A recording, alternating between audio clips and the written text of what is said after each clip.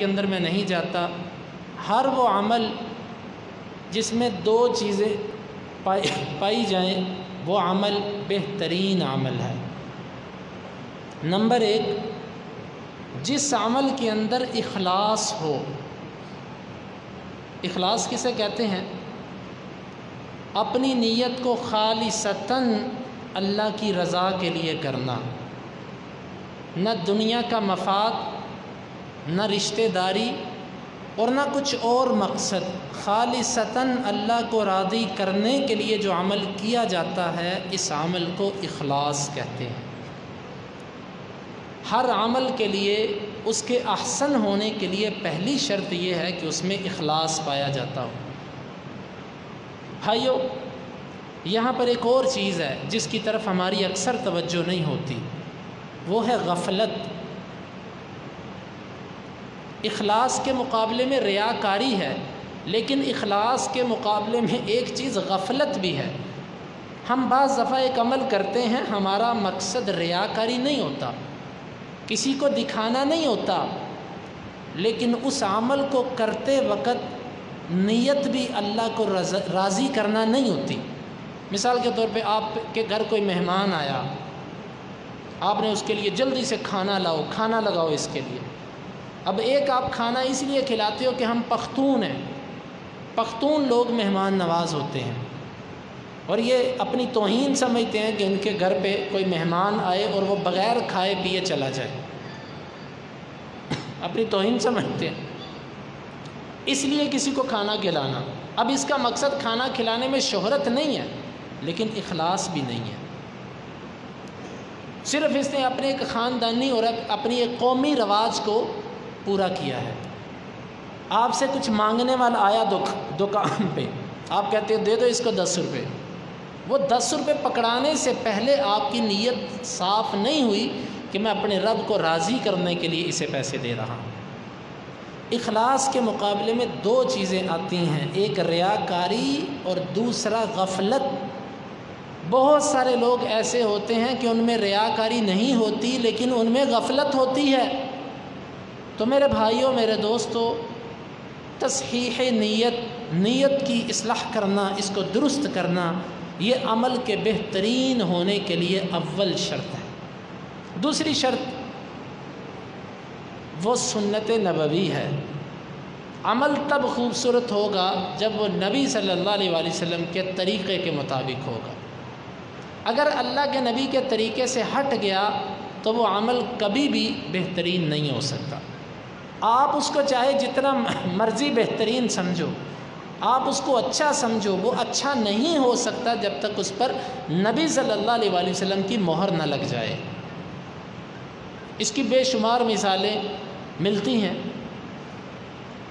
زیادہ تفصیلات پہ میں نہیں جاتا۔ لوگ کہتے ہیں کہ نماز جیسے مرضی پڑھ لو نماز ہو جاتی ہے، ہاتھ اوپر باندھو، نیچے باندھو، آمین کہو اونچی آواز سے یا نہ کہو، فاتحہ پڑھو یا نہ پڑھو، رفع الیدین کرو یا نہ کرو، یہ مولویوں کے لانجے ہیں، مولویوں کے جھگڑے ہیں، اس سے کوئی فرق نہیں پڑتا۔ نہ میرے بھائی، اگر اس سے کوئی فرق نہیں پڑتا تو اللہ تعالیٰ نے انبیاء کس لیے بھیجے؟ پھر اللہ تعالیٰ ویسے ہی کہہ دیتا کہ نماز پڑھو جیسے دل کرتا ہے پڑھو۔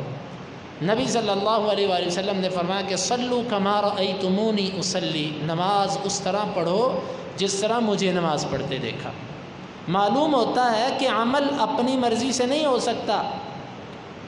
اب وہ جو صحابی ہے، بخاری کی روایت، خلاد بن رافع رضی اللہ عنہ،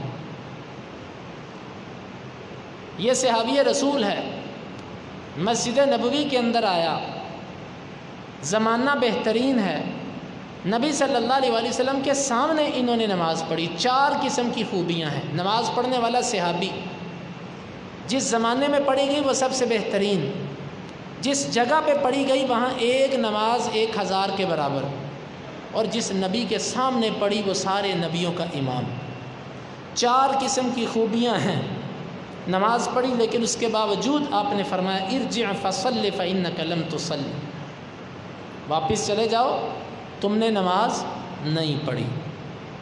صحابی کو نبی صلی اللہ علیہ وآلہ وسلم کہتے ہیں کہ تم نے نماز نہیں پڑھی، جب اس کا یہ حال ہے کہ جن کے بارے میں قرآن کہتا ہے کہ رضی اللہ عنہم ورضوا عنہ، تو ہم جب عام مسجد کے اندر نماز پڑھیں، ایک عام امام کے پیچھے پڑھیں اور فتنوں کے زمانے میں پڑھیں، اور پڑھنے والا بھی نبی کا صحابی اور شاگرد نہیں ہے، تو پھر ہم اگر یہ کہیں کہ جیسے مرضی نماز پڑھ لو، یہ کیسے درست ہو سکتا ہے؟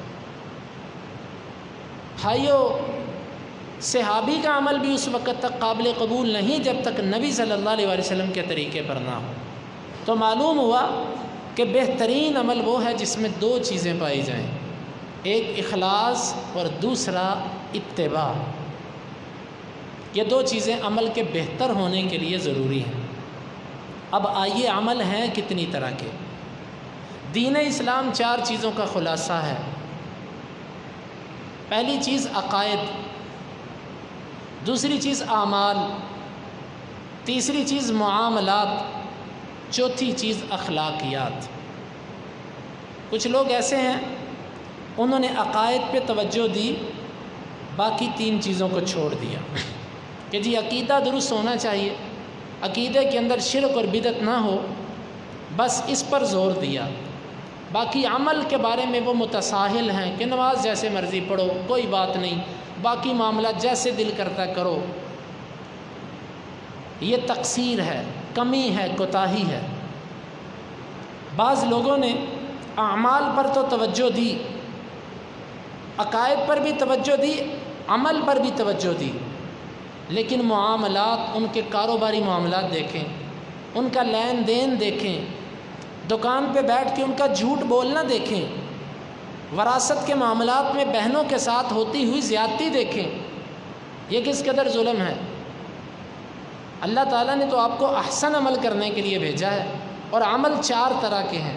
جب تک چاروں چیزوں میں حسن نہیں پیدا ہوتا، احسن نہیں آتا، اس وقت تک عمل قابل قبول نہیں ہے۔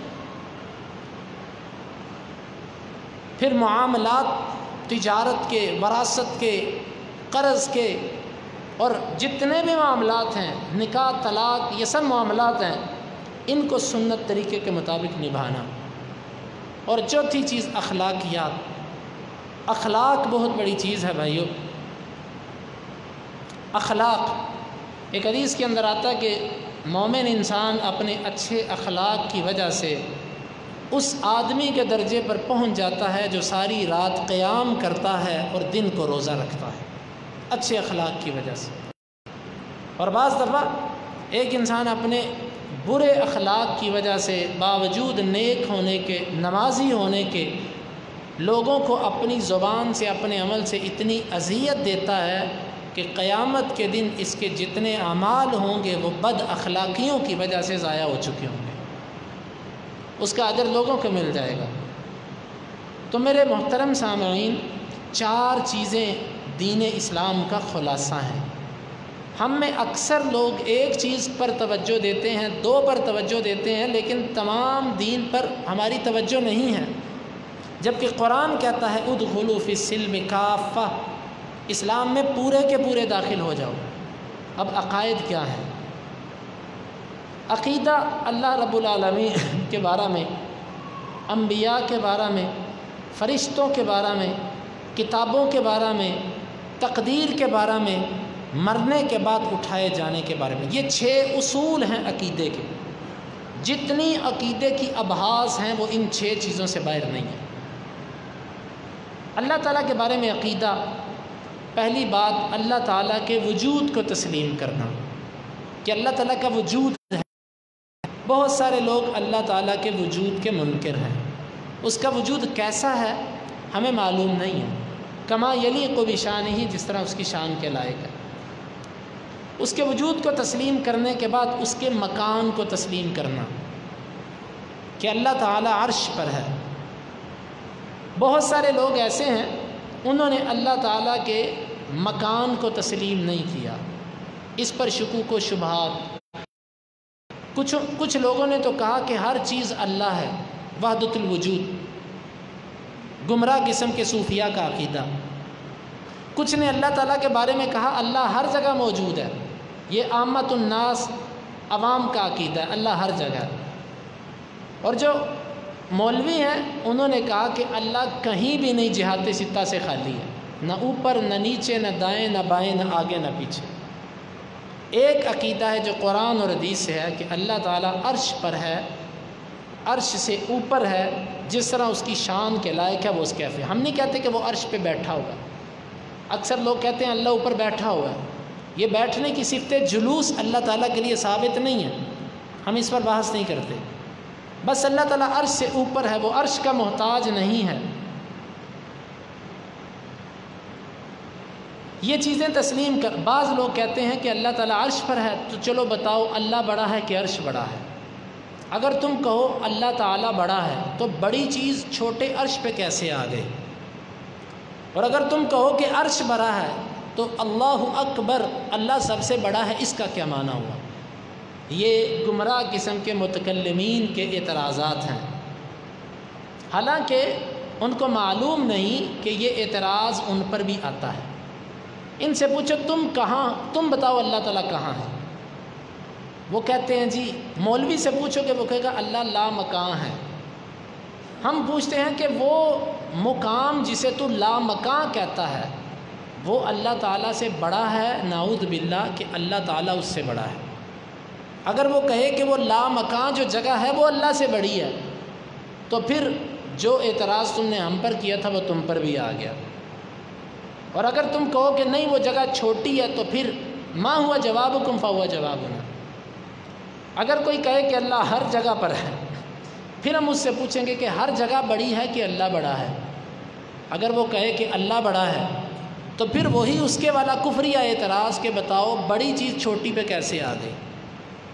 اور اگر وہ کہے کہ ہر جگہ بڑی ہے اور اللہ نعوذ باللہ چھوٹا ہے تو کفر ہو گیا۔ یعنی کہ جو اعتراض یہ کریں گے عرش پر، وہی اعتراض ان کے عقیدے پر بھی ہوتا ہے۔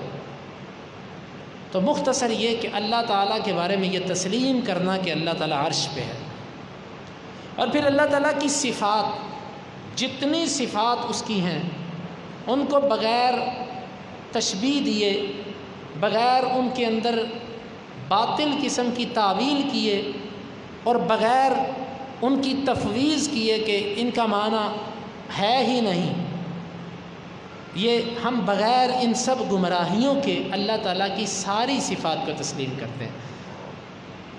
بعض لوگ کہتے ہیں جی اللہ تعالیٰ کا ید نہیں ہے، ہاتھ نہیں ہے اللہ تعالیٰ کا۔ کیوں؟ اگر ہم یہ تسلیم کر لیں کہ اللہ کا ہاتھ ہے تو ہمارا بھی ہاتھ ہے، یہ مشابہت ہو گئی۔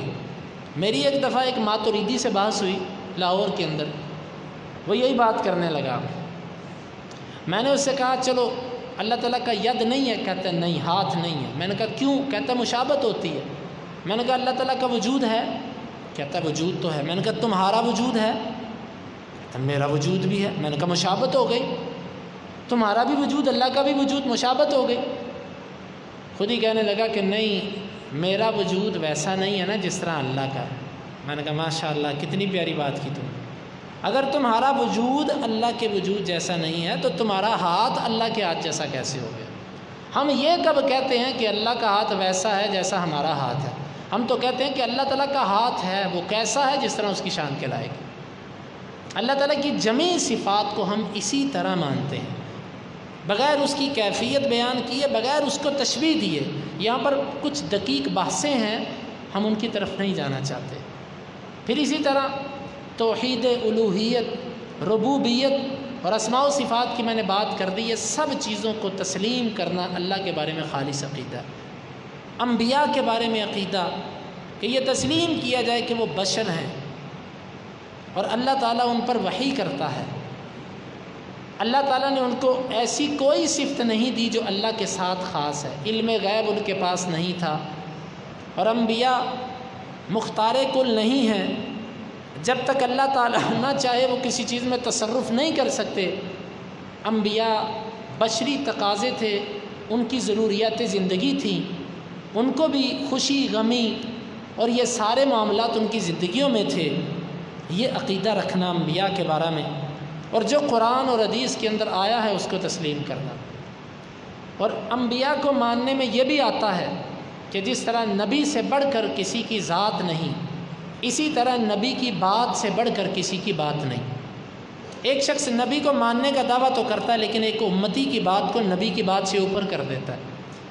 ٹھیک ہے، میں اللہ کے نبی کو مانتا ہوں لیکن قول وہ مانوں گا جو میرے امام کا ہے، جو میرے پیر صاحب کہیں گے، جو میرے استاذ کہیں گے۔ یہ نبی کو ماننا نہیں ہے۔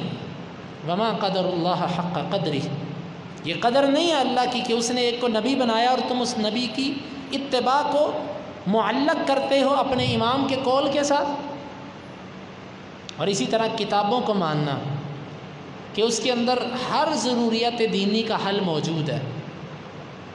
جب یہ عقیدہ بن جائے گا پھر کسی شخص کو ضرورت نہیں ہے کسی فقہ کو کامل کہنے کی کہ جی اس فقہ کے اندر ہر مسئلے کا حل موجود ہے اور قرآن و حدیث میں ہر مسئلے کا حل موجود نہیں ہے۔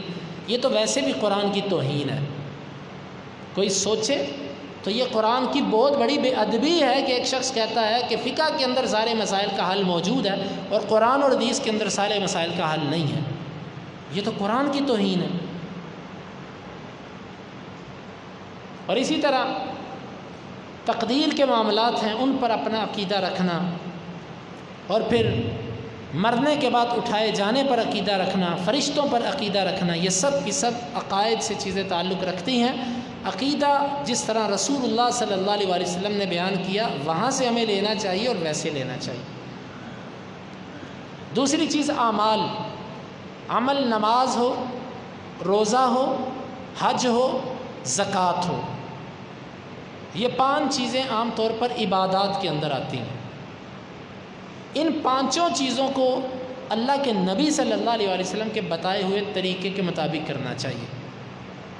اپنی قومیت والی نماز، اپنے مولوی صاحب کا سکھایا ہوا دین، اور اپنی علاقائی رواج اور رسم، یہ کبھی بھی دین نہیں بن سکتے۔ اللہ کی قسم وہ نیکی نہیں ہے جو رسول اللہ صلی اللہ علیہ وسلم نے نہیں کی۔ ہر وہ نیکی جو تھی نبی صلی اللہ علیہ وسلم نے وہ کی ہے، اور جس کو آپ نے نہیں کیا وہ نیکی نہیں تھی۔ اگر نیکی ہوتی تو آپ اس کو کرتے۔ لوگ یہاں پر بحثوں میں پڑ جاتے ہیں، جی رفع الیدین فرض ہے کہ سنت ہے، اس کے بغیر نماز ہوتی ہے کہ نہیں ہوتی؟ یہ سوالات وہ بندہ کرتا ہے کہ جس کو اللہ کے نبی سے محبت نہیں ہے۔ یقین مانیں، ایک فقہی بحث الگ ہے کہ اگر کسی کا رفع الیدین رہ گیا تو اس کی نماز ہوئی کہ نہیں ہوئی، وہ بحث الگ ہے۔ لیکن جس کو جس سے محبت ہوتی ہے نا، وہ اس کی اداؤں کو اختیار کرتے وقت یہ نہیں پوچھتا میرے حبیب یہ آپ کی ادا میرے اوپر اختیار کرنا فرض ہے کہ مستحب ہے۔ جس کو جس سے محبت ہو جاتی ہے وہ ویسے بولتا ہے۔ دیکھیں، آپ کا چھوٹا سا بچہ ہے، آپ کو اپنے بچے سے بڑا پیار ہے، آپ اپنے بچے سے جب بات کرتے ہو تو توتلی زبان میں کرتے ہو، تتلا کر کرتے ہو۔ جس طرح بچہ بولتا ہے ویسے آپ بھی اس کے ساتھ بولتے ہو۔ کس وجہ سے؟ پیار کی وجہ سے، محبت کی وجہ سے۔ اس کی نکالی کرتے ہو آپ اپنے بچے کی، پیار کی وجہ سے۔ اور نبی صلی اللہ علیہ وسلم کے ساتھ اگر محبت ہے اور محبت ہوتی تو یہ باتیں نہ ہوتی کہ یہ فرض ہے کہ سنت ہے کہ واجب ہے کہ مستحب ہے کہ مباح ہے، کیا چیز ہے، یہ باتیں نہ ہوتی۔ میرے نبی نے کیا، جی کیا۔ مصور کھینچ وہ نقشہ جس میں یہ صفائی ہو، ادھر فرمان نبوی ہو، ادھر گردن جھکائی ہو۔ ایسی تصویر بنا کہ ادھر فرمان آئے اور ادھر گردن جھک جائے۔ ایک مسلمان یہ ہوتا ہے۔ تو میرے بھائیوں، 5 چیزیں عبادات ہیں۔ ان عبادات کے اندر لازمی ہے کہ ہم ہر عمل سے پہلے رسول اللہ صلی اللہ علیہ وسلم کے طریقے کو معلوم کریں، مولوی کی سنی سنائی باتوں پر نہ رہیں۔ لوگ کہتے ہیں کہ مولویوں نے دین کے اندر خرابیاں پیدا کی ہیں، ٹھیک ہے، لیکن اس میں عوام الناس کا بھی بہت بڑا کردار ہے۔ آپ نے جب اپنے مولوی صاحب سے پوچھنا چھوڑ دیا کہ مولوی صاحب یہ حدیث کہاں آتی ہے، یہ مسئلہ آپ نے کہاں سے بیان کیا، یہ صحیح حدیث ہے کہ نہیں ہے، جب آپ نے یہ باتیں مولوی سے پوچھنا چھوڑ دیں تو مولوی تو دلیر ہو گیا، اس کو پتہ میں جو مرضی بیان کر دوں، انہوں نے میرے سامنے آمنا و صدقنا بس۔ جبکہ الحمدللہ ہمارے اہل حدیث علماء ایک تو احتیاط کرتے ہیں، اگر ایسی کچھ کمزوری رہ بھی جائے تو ہماری عوام الناس ماشاءاللہ ایسی ہے کہ وہ اپنے علماء کو چھوڑتی نہیں۔ جہاں پر حوالہ ذکر نہ ہو وہ پوچھ لیتے تھے اس کی دلیل کیا ہے، اور یہی بات ہمارے حق ہونے کی دلیل ہے، یہی بات حق ہونے کی دلیل ہے، الحمدللہ علی ذالک۔ اس کے بعد تیسری چیز ہے معاملات۔ معاملات کے اندر جہاد ہے، وراثت کے مسائل ہیں، نکاح ہے، طلاق ہے، قرض کے مسائل ہیں، اور تقریباً یہ ایک وسیع باب ہے، وسیع باب ہے۔ آج ہم کہتے ہیں جی تجارت کے اپنے اصول ہوتے ہیں، نکاح طلاق کے موقع پر رسومات طریقے اپنے ہیں، خوشی غمی ہماری اپنی نہیں میرے بھائیوں۔ ہر معاملے میں آپ دین اسلام کے پابند ہیں۔ آج نکاح ہوتا ہے، بڑا نمازی دیندار آدمی نکاح پر بہت سارے ایسے کام کرتا ہے جو کتاب و سنت کے خلاف ہوتے ہیں، اور آگے سے کیا کہتا ہے، بس یہ قومی رواج ہے، علاقائی رسم ہے، پوری نہ کی تو شرم ہے۔ اس رواج کے پیچھے کتنی بیٹیاں ہیں جن کے بالوں پہ چاندی آ چکی ہے، بال سفید ہو گئے، کتنے نوجوان ہیں جو اس وجہ سے بیٹھے ہوئے ہیں، اور کتنے لوگ ہیں کہ جو اس لیے رشتے نہیں کرتے جی ہمیں کوئی معیار، کوئی سٹینڈرڈ، اس معیار کا رشتہ ملے، اور تباہی، بربادی، خرابی سکولوں کے اندر آ چکی ہے، کالجوں کے اندر آ چکی ہے، یونیورسٹیوں کے اندر آ چکی ہے۔ تو اس لیے مختصر یہ وقت کم ہے، جتنے بھی معاملات ہیں، جمی معاملات، اس میں ہم پابند ہیں کہ ہر اللہ اور اس کے رسول کی بات کو لیں اور اس کو چلائیں۔ اور آخری چیز بھائیو، اخلاقیات۔ واللہ اخلاق بھی ایک وسیع باب ہے۔ ادب، اللہ تعالیٰ کے ساتھ ادب، اس کے رسول صلی اللہ علیہ وسلم کے ساتھ ادب، حدیث رسول کی مجلس کے ساتھ ادب، درس قرآن کی مجلس کے ساتھ ادب، جس کے سینے میں قرآن اور حدیث ہے اس کا ادب، اپنے والدین کا ادب، بڑوں کا ادب، خواتین کا احترام۔ ادب ایک وسیع باب ہے۔ خاموش اے دل، بھری محفل میں چلانا نہیں اچھا، ادب پہلا قرینہ ہے محبت کے قرینوں میں، جب ادب نہیں تو محبت نہیں، پہلے ادب آتا ہے، جہاں پر ادب نہیں ہوتا وہاں پر محبت نہیں ہوتی۔ آپ کو جس سے محبت ہوگی نا، سب سے پہلے اس کا ادب اور احترام آپ کے دل میں آ جائے گا، آپ اس کو ناراض نہیں کرو گے، کیوں؟ آپ کو اس سے محبت ہے، اور اس کے تمام آداب کا لحاظ رکھو گے۔ بھائیو، مسجد کا ادب کیجئے، قرآن کا ادب کیجئے، حدیث کا ادب کیجئے، ایک مسلمان کا ادب کیجئے۔ کوئی بات نہیں، المؤمن الذی یخالط الناس ویصبر علی اذاہم خیر من المؤمن الذی لم یخالط الناس ولم یصبر علی اذاہم۔ آج ہم کہتے ہیں کہ اینٹ کا جواب پتھر سے دو، ایک بات کا جواب دو سے دو، میں پختون ہوتا ہوں، تم مجھے بات کر کے جا کیسے سکتے ہو؟ ایک کرو گے دو سنو گے، بھائی آپ پختون بعد میں ہو، مسلمان پہلے ہو۔ قومیت پنجابی، سندھی، بلوچی، دنیا کے جتنے ملک ہیں، قومیت بعد میں، اسلام پہلے۔ ادب، ادب بہت بڑی چیز ہے واللہ۔ جب ادب آتا ہے کسی بندے کے اندر تو پھر اس کی زندگی کا طریقہ ہی، طرز ہی بدل جاتا ہے۔ عمر بن عاص رضی اللہ عنہ کی روایت ہے صحیح مسلم کے اندر، وہ کہتے ہیں کہ میرے اوپر 3 قسم کے ادوار گزرے ہیں۔ پہلا دور وہ تھا کہ اگر میں اس دور کے اندر فوت ہو جاتا تو میں یقیناً جہنم میں جاتا۔ وہ دور کون سا تھا؟ کہ جب میں اسلام نہیں لایا تھا، اور نعوذ باللہ من ذالک، مجھے دنیا میں سب سے برا چہرہ نعوذ باللہ محمد صلی اللہ علیہ وسلم کا دکھائی دیتا تھا۔ پھر اللہ تعالیٰ نے میرے دل میں اسلام داخل کر دیا، اور مجھے اللہ کے رسول سے اتنی محبت ہو گئی، یہ بات غور سے سنیے گا، اتنی محبت ہو گئی کہ میں نظر بھر کے آپ کے چہرے کو دیکھ نہیں سکتا تھا۔ بعض دفعہ ادب اور احترام اتنا غالب آتا ہے کہ جس سے محبت ہوتی ہے، جس کا ادب ہوتا ہے، بندہ اس کو ایسے نظر بھر کے دیکھ نہیں سکتا۔ اور وہ کہتے تھے کہ میں تمہیں نبی صلی اللہ علیہ وسلم کے چہرے کے اوصاف نہیں بیان کر سکتا، کیونکہ میں نے نبی کو یوں نظر بھر کے میں دیکھ ہی نہیں سکا۔ یہ تھا ادب اور احترام۔ اور تیسرا دور وہ کہتے ہیں کہ جب نبی صلی اللہ علیہ وسلم فوت ہو گئے، پھر وہ اشارہ ان معاملات کی طرف تھا جو امیر معاویہ اور علی رضی اللہ عنہ کے درمیان معاملات جو ہوئے، وہ کہتے پھر میرے اوپر یہ دور آیا، اور اس میں ہمارے سے کچھ ایسے معاملات ہوئے کہ اب ہم کہتے ہیں کہ اللہ ہمیں معاف کر دے۔ بہرحال لمبی حدیث ہے، میں نے آپ کو وہاں سے صرف ایک نقطے کی طرف اشارہ کرنا تھا کہ جب احترام دل میں آتا ہے، ادب دل میں آتا ہے، تو بندے کی زندگی بدل جاتی ہے۔ پھر جب وہ مسجد میں آتا ہے، وہ بولتا، آواز اونچی نہیں کرتا، وہ کہتا ہے اللہ کے گھر پہ آیا ہوں۔ عمر رضی اللہ عنہ نے 2 بندوں کو مسجد کے اندر دیکھا، وہ آپس میں باتیں کر رہے تھے، فرمایا ایسے پتھر پھینکا ان کی طرف، ادھر آؤ، کہاں سے آئے ہو؟ کہنے لگے طائف سے۔ فرمانے لگے طائف سے آئے ہو؟ تم اگر مدینہ کے ہوتے لأوجعتکما، بخاری کی روایت، تم دونوں کو میں سزا دیتا، مہمان تھے، سختی نہیں کی، کیوں؟ تم اللہ کے گھر میں نبی کی مسجد میں باتیں کر رہے ہو۔ بھائیو، یہ اللہ تعالیٰ کا گھر ہے، جب مسلمان یہاں پر آئے تو اس کے آداب کو ملحوظ خاطر رکھو، با ادب ہو کے بیٹھو، 2 نفل پڑھو، تحیۃ المسجد ادا کرو، موقع مل جائے قرآن پڑھو، ذکر کرو، اپنا محاسبہ کرو، با ادب۔ پھر جب نماز ہو جائے، نماز کے بعد بھی با ادب بیٹھو۔ میں ایک دفعہ نماز کے بعد ایسے آلتی پالتی مارنا، چوکڑی مارنا، جس طرح شیخ محترم بیٹھے ہیں، نہیں جائز ہے، جائز ہے، ویسے بات کر رہا ہوں، چوکڑی مار کے بیٹھنا۔ میں ایسے بیٹھ گیا تو ایک شیخ الحدیث بزرگ تھے، انہوں نے ایک بات کی، وہ بات میرے دل پہ اتری، مجھے اچھی لگی۔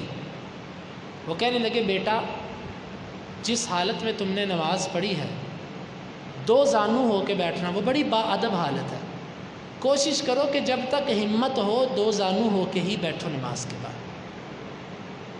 ادب ہے نا، اللہ کا ادب کیجیے کہ اللہ میں تیرے سامنے ہوں، مسکینوں کی طرح بیٹھا ہوں، یہ ادب بڑا ضروری ہے۔ ہمارے سے اخلاق اور ادب چھنتا جا رہا ہے، ہمارے کلمات سخت، واللہ ہمارے پاس دعوت اچھی ہے، لیکن اس کو پیش کرنے کا جو انداز ہے وہ برا۔ اب یہ دیکھیں، یہ پانی ہے بالکل صاف شفاف، اور شیشے کا چمکتا ہوا صاف شفاف گلاس ہے۔ اب میں کسی کو بھی پیش کروں گا، وہ اس کو قبول بھی کرے گا اور پی بھی لے گا۔ اگر اس کے اندر آب زمزم ڈال دیا جائے اور باہر گندگی لگا دی جائے، ساری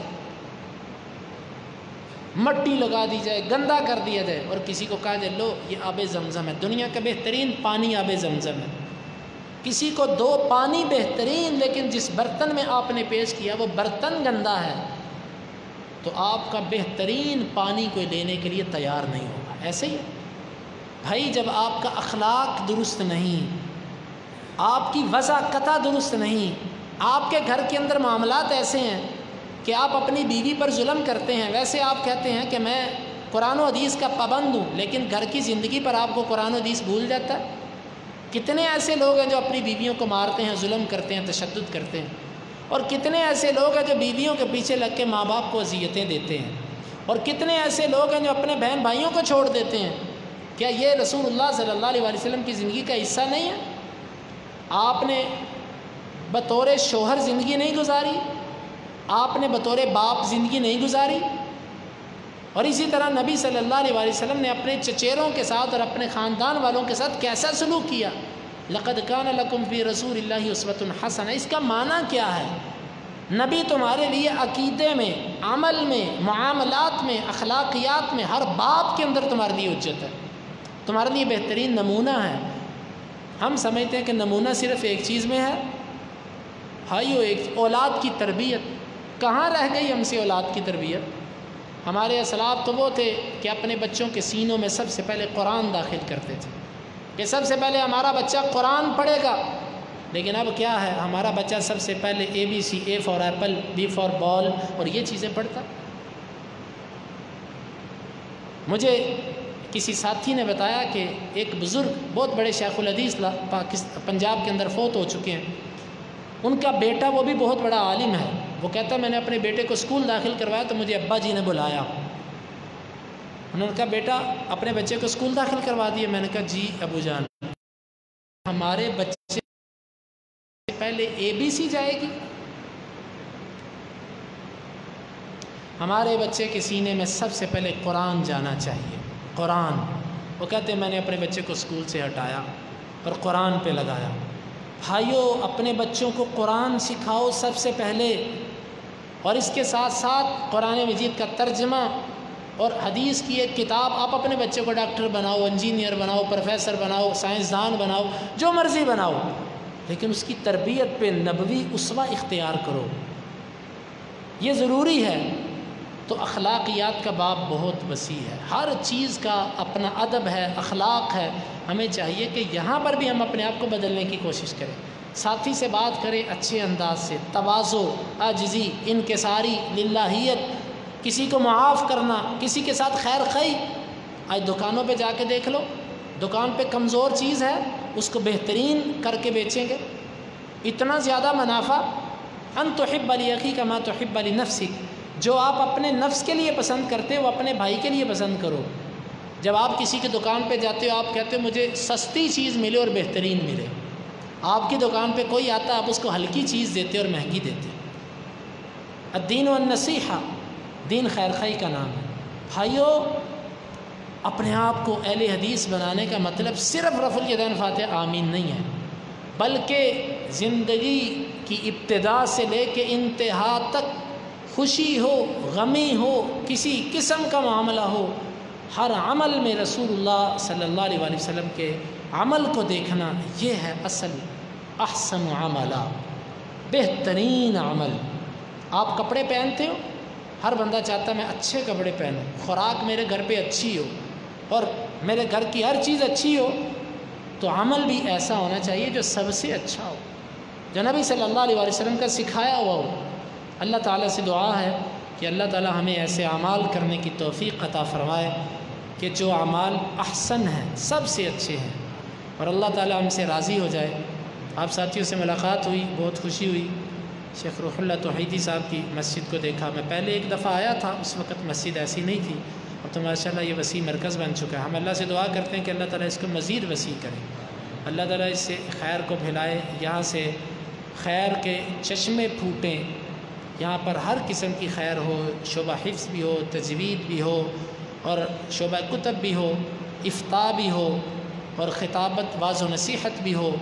اللہ تعالیٰ اس کو خیر کا مرکز بنائے۔ جس طرح ماشاءاللہ یہاں پر روشنی چمک ہے، اللہ اس کو ایمان کی روشنی اور چمک سے بھر دے، اور اللہ تعالیٰ یہاں کے لوگوں کو اس چشمے سے فیض حاصل کرنے کی توفیق عطا فرمائے۔ واللہ اپنے بچوں کو بھیجو، یہ وقت ہے، ایک وقت آئے گا آپ کو علماء نہیں ملیں گے، علماء ختم ہو جائیں گے، پھر گمراہ لوگ ہوں گے اور آپ پریشان ہو جاؤ گے۔ کھیتوں کو دے لو پانی، بہہ رہی ہے گنگا، کچھ کر لو نوجوانوں، چڑھتی جوانیاں ہیں۔ ابھی وقت ہے، یہ گنگا بہہ رہی ہے، پانی بہہ رہا ہے، اس سے فائدہ اٹھائیے۔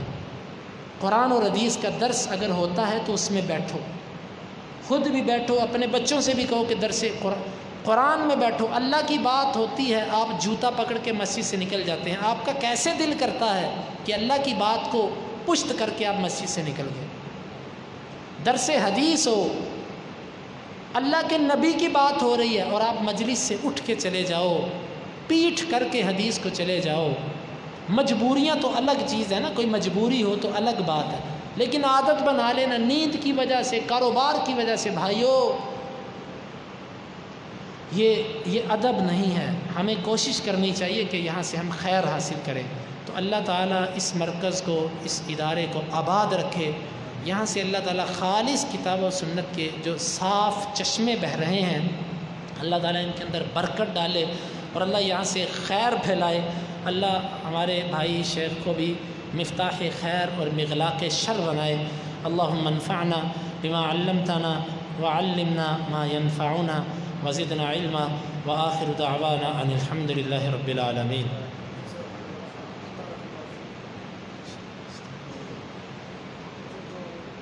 شکریہ۔